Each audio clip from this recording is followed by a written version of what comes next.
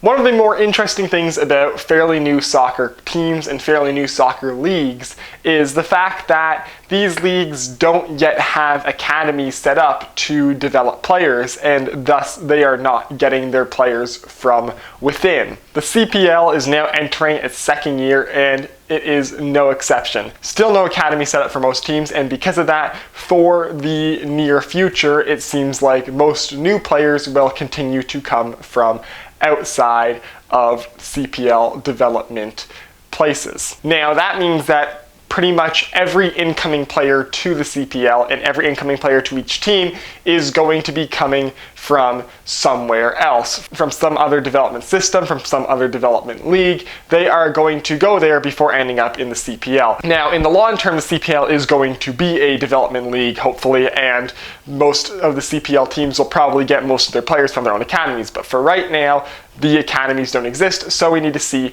where are CPL players coming from. Now, the first team I'm going to look at for this is the Hamilton Forge, the team that I support. Also, the only team I have a jersey for, which makes it easy to make this video. Hamilton Forge, year one, came out and won the Canadian Premier League Championship. I mean, the Cavalry won the regular season, but we have the final game, and the Forge won that final game. So Hamilton Forge won the first ever CPL title, and they, along with the Calgary Cavalry, basically made themselves the standard for CPL teams and the standard for how to build CPL teams. And the main way that both of these two teams did it is they had one clear lower level team that they took most of their players from, or a significant portion of their players from. And basically they both just added to the best players from, in Hamilton's case, a League One Ontario team, and in Calgary's case, the Calgary Foothills PDL team, and just built around the core of those two teams. But of course, you can't just take a lower division team up to a higher division and win. These teams had to be built around existing players from leagues all around the world. Going into what would now be year two of the Canadian Premier League, these teams have all changed, but the general concept of how they are built remains the same. And so to show where the current Hamilton Forge players come from, here we are. Now, unsurprisingly, being a Canadian-based league, the teams that the majority of the Forge players played on before they came to the Forge are in Canada or the United States. Of the 18 players currently on the Forge's roster, 9 of them played in Canada prior to coming to Hamilton, and 14 of them played in North America prior to coming to Hamilton. The remaining 4 players mostly previously played around Europe, with David Edgar previously playing in England, Alexander Achinioti Janssen playing in Sweden, and Paulo Sabak playing in the Netherlands. The most interesting location that a Forge player played in before coming to the Forge is Omar Cisse, who played in Senegal. Now, of course, we can't just judge the level of play by all these players by looking at what country they played in before they played in Canada, because of course, in places like England and in most countries in Europe, there is a very large tiered system for professional football and semi-professional football. So in England, of course, there's a huge difference between playing in the English Premier League in Tier 1 and then playing in like the National League South in Tier 6. They're just not at all comparable. So you can't just say, oh, they played in England, so they must be really good, because they could have been playing in the 7th or 8th division in England. So what we have to do is we have to look at the breakdown of the leagues that these players played in and the breakdown of what tier in their country's respective football pyramid they played in. And as we can see, of every player currently on the Hamilton Forge, only 3 of them played in a Tier 1 league in a country prior to coming to the Hamilton Forge.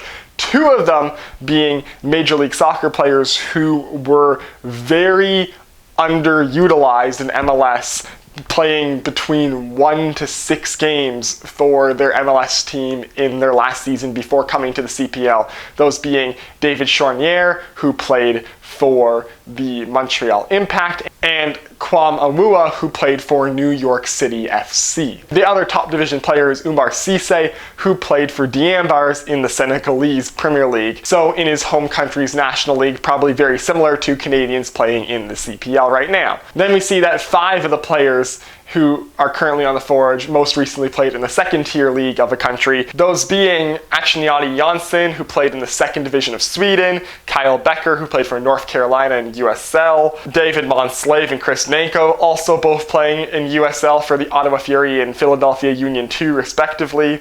And then Paulo Sabak, who played in the second tier Dutch league. Division 3, 8 players, all of which who played in Canada in League 1 Ontario, 7 of which played with Sigma FC, and then Anthony Novak, who played for the Oakville Blue Devils. And then 1 player in each of Divisions 4 and 5. You have Daniel Crutzen, who played for Reading United in the, well, it was the Professional Development League when he played there, now it's USL 2. And then David Edgar, the Canadian international who formerly played for Newcastle in the Premier League, most recently played for Hartlepool United in the Vanamera National League before coming to the Forge. Most Forge players were not playing top division football when they came to the Canadian Premier League and started playing first division football. For some of them for the first time, for others in the cases of David Edgar and Kyle Becker, again. But I think for the ones who were here last year, they've all shown that they were good enough to play in the CPL.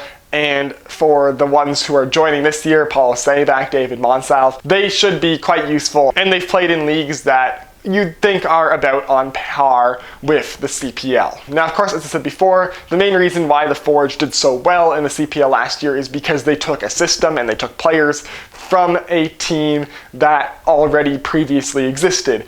And because most of the CPL teams right now don't have academies set up, they've all partnered with local lower level teams that have development programs set up to basically be the unofficial development pathway to that CPL team. And for Forge FC, that team is Sigma FC, based out of Mississauga. The main connection there is Forge FC head coach Bobby Smirdiotis used to be Sigma FC's head coach, and when he moved to the Hamilton Forge, he brought his main core over. In fact, on the current Forge roster, 7 of the players, the most recent team that they played for was Sigma FC, and bringing an existing group of players and putting them under the same coach and the system that they already knew seemed to pay huge dividends in League 1 of the CPL. But it'll be interesting to see once Year 2 starts up if this same strategy pays off again, now that most teams are used to playing under a system. And in the cases of York 9 and